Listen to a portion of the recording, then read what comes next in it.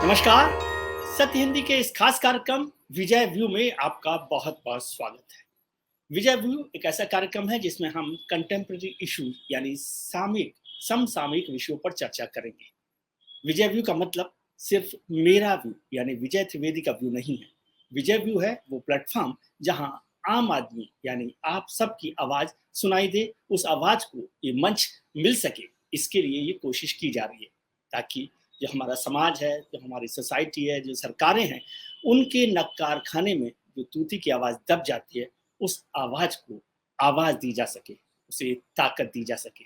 इसलिए हम कोशिश करेंगे कि आप भी अपनी राय दें, आप अपने सुझाव भी दें, और जो आपको लगता है किसी विषय पर वो टिप्पणी दें, तो मैं उसे इस कार्यक्रम में शामिल करने की कोशिश करूंगा।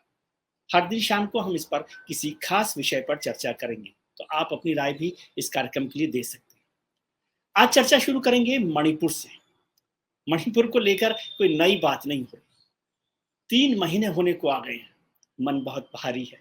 लगातार बहुत सारी बातें हुई हैं, बहुत सारी चर्चाएं हुई हैं। सोशल मीडिया पर हुई है, टेलीविजन पर हुई है, अखबारों में हुई है, जमीन पर हुई है, संसद में भी हंगामा हुआ है, अदालतों में भी इसकी चर्चा हुई है। लेकिन जिस बात पर हम चर्चा करना चाहते हैं वो सिर्फ पॉलिटिकल मसला नहीं है, वो सिर्फ जातीय हिंसा का मसला नहीं है। मेरा मसला है औरत, महिलाएं। क्या वजह है कि महिलाएं ही हर बार हिंसा का शिकार बनती हैं? मणिपुर में भी जो हिंसा हुई और जो वीडियो वायरल हुआ, वो भी महिलाओं के साथ हिंसा को लेकर है। जो महिलाओं को नेकेड करके, नंगा करके घुमाया गया, उनके साथ रेप की घटनाएं हुई, गैंग रेप का आरोप लगा और भीड़ तमाशबीन होकर देखती रही। पुलिस चुप रही। एफआईआर जो दर्ज हुई उसमें कहा गया, एक लड़की ने कहा कि हमें उम्मीद थी कि पुलिस हमारा बचाव करेगी, पुलिस देख रही थी, लेकिन उन्होंने कहा कि अपने कपड़े उतारो। भीड़ ने कहा कि अपने कपड़े उतारो, नहीं तो हम तुम्हें मार देंगे। हमने पुलिस की तरफ देखा, पुलिस ने मुंह फेर लिया और हमें कपड़े उतारने पड़े। ये समाज की सच्चाई है। लगातार 3 महीनों से मणिपुर में हिंसा हो रही है। वैसे तो ये कहा जा रहा है कि जातीय हिंसा है, मैतेई और कुकी गुटों के बीच में। सच बात है कि जातीय हिंसा है और मणिपुर में ये कोई नई घटना नहीं। लेकिन महिलाओं के साथ जिस तरह से शिकार किया गया, जिस तरह से हिंसा की गई, वो बहुत दर्दनाक है, वो बहुत खतरनाक है। और उसको लेकर पूरे देश में ही नहीं, दुनिया भर में भी चर्चा हो रही है।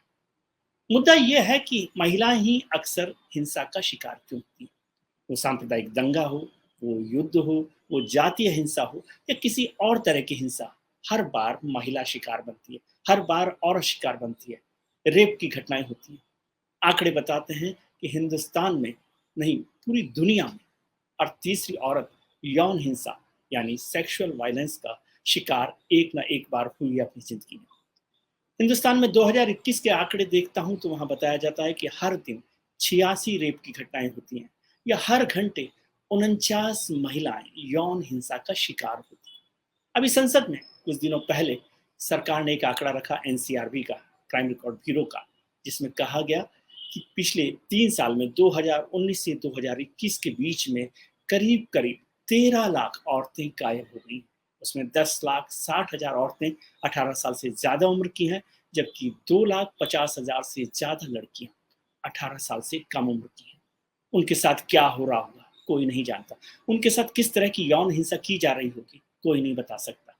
लेकिन ये आंकड़ा हमारे लिए आंखें खोलने के लिए है कि ये हिंसा क्यों होती है। औरतों का सबसे बड़ा हिंसा का शिकार बनाया जाता है रेप से, बलात्कार से। बलात्कार क्या है? बलात्कार है नफरत। आदमी की नफरत है औरत के प्रति। आदमी की हिस्सा है, आदमी की कोशिश है अपनी मर्दानगी जताने की। जब जब आदमी को मर्दानगी जतानी होती है किसी समाज के लिए, किसी औरत के खिलाफ, कभी अपने लिए, वो हमेशा बलात्कार का सहारा लेता है। ये बलात्कार जातीय हिंसाओं में भी होते हैं, ये बलात्कार युद्ध में भी होते हैं और ये बलात्कार सांप्रदायिक दंगों में भी होते हैं। केवल हिंदुस्तान ही इसका एक अकेला शहर, देश नहीं है। हिंदुस्तान के बहुत सारे शहरों में ऐसी घटनाएं होती हैं। दुनिया भर में ऐसा होता है। द्वितीय विश्व युद्ध यानी दूसरे विश्व युद्ध को याद करें तो जापान की इंपीरियल आर्मी ने मास रेप किए, वहां पर बड़े आरोप लगे मास रेप को लेकर। इसी तरह सेकेंड वर्ल्ड वॉर में यानी दूसरे विश्व युद्ध में जर्मनी और रूस की सेनाओं ने भी मास रेप किए। अमेरिका, जिसे हम दुनिया के सबसे पुराने लोकतंत्र में से मानते हैं, जब फ्रांस की सेनाओं पर उन्होंने हमला किया, फ्रांस पर जब हमला किया अमेरिका की सेना ने, तो वहाँ पर भी बलात्कार की घटनाएं हुई। तो बलात्कार की घटनाओं का मतलब है कि औरत को दबाना, क्योंकि औरत सबसे कमज़ोर माना जाता है, सॉफ्ट टारगेट होता है, इसलिए पुरुष को जब भी लड़ाई लड़नी हो, तो वो औरत पर बलात्कार का हमला करता है। और ये बलात्कार की घटनाएँ लगातार होती जा रही हैं और हम इसमें अपनी मर्दानगी साबित करते हैं। एक किताब आई थी मैनूवर्स, उसकी लेखिका ने लिखा कि रेप लड़ाइयों के लिए सबसे खतरनाक और ज़हरीला हथियार है। अब बात करते हैं मणिपुर की। मणिपुर के जो हिंसा हुई, उसमें 150 लोगों की मौत हुई। 4,500 से ज़्यादा हथियार पुलिस के लूटे गए हैं। करीबन 6 लाख से ज़्यादा गोलियां, पुलिस की गोलियां लूटी गई हैं। लेकिन महिलाओं के साथ जो हिंसा हुई, उसमें एक छोटी सी कहानी आपको दिखाता हूँ। कहानी नहीं है, सच्ची घटना है। मणिपुर की एक लड़की ने 10 साल पहले, जो कुकी लड़की थी, उसने मेतेई लड़के से प्यार किया और प्रेम विवाह हो गया। 10 साल से कुकी और मेतेई दोनों, लड़की और लड़का, साथ प्रेम से रह रहे थे। उनके 2 बच्चे हुए। दोनों बच्चों के उन्होंने 2-2 नाम रखे। एक नाम कुकी में, एक नाम मेतेई में। लेकिन इस बार जब ये हिंसा हुई, तो उनको दोनों को अलग-अलग रहना पड़ा। जब वो शरणार्थी कैंप में गए, तो लड़की से आधार कार्ड माँगा गया और आधार कार्ड में जब उसकी पहचान कुकी के तौर पे हुई, तो उसे बाहर कर दिया गया। ये सच्ची घटना। ऐसी सैकड़ों घटनाएँ हैं, जिनका ज़िक्र नहीं किया गया है, जो सामने नहीं आई। संसद में इसको लेकर लगातार हंगामा होता रहा है। विपक्ष इसको लेकर लगातार मांग करता रहा है। सरकार बार-बार कहती रही है कि वो चर्चा को तैयार है, लेकिन चर्चा नहीं हुई। पिछले 2 दिनों में 2 दिन तक विपक्ष के 21 सांसद 16 पार्टियों के मणिपुर गए। उन्होंने भी वहाँ पर पीड़ितों के साथ बात की, राज्यपाल से मुलाकात की। मणिपुर की महिला राज्यपाल है, राष्ट्रपति महिला है, आदिवासी हैं दोनों। लेकिन अभी हिंसा का दौर वहाँ पर नहीं रुका है। भले यूँ कह लें कि छोटी-बड़ी हिंसाएँ छोटी-मोटी होती रही हों, लेकिन महिलाओं के साथ जो अत्याचार है, वो किसी हाल में नहीं रुके। प्रधानमंत्री ने कहा कि मणिपुर में जो घटना हुई है, वो किसी भी सभ्य समाज के लिए शर्मनाक है। लेकिन बात आगे नहीं बढ़ी। मणिपुर के मुख्यमंत्री एन बीरेन सिंह अब भी मुख्यमंत्री बने हुए हैं। केंद्र सरकार ने राष्ट्रपति शासन का जो अधिकार है, उसका इस्तेमाल नहीं किया है। क्या वो अपने वोट बैंक की तरफ देख रही है? सुप्रीम कोर्ट में इस पर चर्चा हुई। सुप्रीम कोर्ट में कहा गया कि सर, ऐसी घटनाएं पश्चिम बंगाल, राजस्थान और छत्तीसगढ़ में भी होती हैं।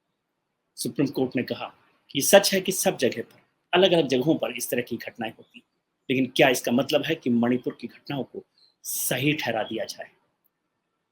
महिलाओं पर इस तरह के अपराध हमारे संविधान की सबसे घृणित घटना है, ये सीजेआई साहब ने कहा है। लगातार इस पर बहस हो रही है। हो सकता है कि संसद में चर्चा हो जाए, लेकिन चर्चा से बात खत्म नहीं होगी। मसला ये है कि जब तक हम औरतों को सम्मान देना नहीं सीखेंगे, ये पितृसत्तात्मक जो व्यवस्था है, उससे अलग नहीं जाएंगे, महिलाओं को ताकत देने की कोशिश नहीं करेंगे, बेटियों को सम्मान देने की कोशिश नहीं करेंगे, बेटियों को ताकत देने की कोशिश नहीं करेंगे, तब तक ये हिंसा, ये जो प्रवृत्ति है, ये जो आदत है, वो नहीं बदलेगी। इसको बदलना ज़रूरी है। मणिपुर की आग जो है, भले ही थम जाए, लेकिन हिंदुस्तान में या पूरी दुनिया में लड़कियों और महिलाओं के खिलाफ अपराध की जो आग है, वो नहीं थम रही।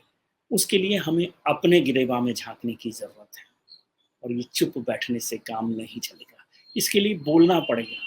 मूकदर्शक हो जाने से ये काम रुकने वाला नहीं है। मैं समझता हूँ मेरे पास बहुत सारे लोगों ने फ़ोन किए, बहुत सारे लोगों ने बात की और उनका कहना था कि इस पर खुलकर बात होनी चाहिए, सामने आना चाहिए। मेरे एक प्रिय कवि हैं केदारनाथ सिंह जी, उनकी एक कविता है, उस कविता का मैं ज़िक्र आपको करना चाहता हूँ।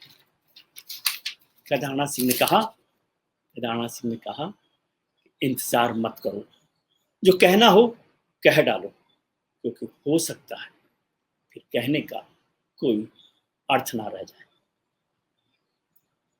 उम्मीद है कि आपको ये बात समझ आई होगी। उम्मीद करता हूँ कि आपका आने वाला कल आज से बेहतर हो। आप अपना ख्याल रखिए और उनका ख्याल रखिए जो आपका ख्याल रखते हैं। नमस्कार।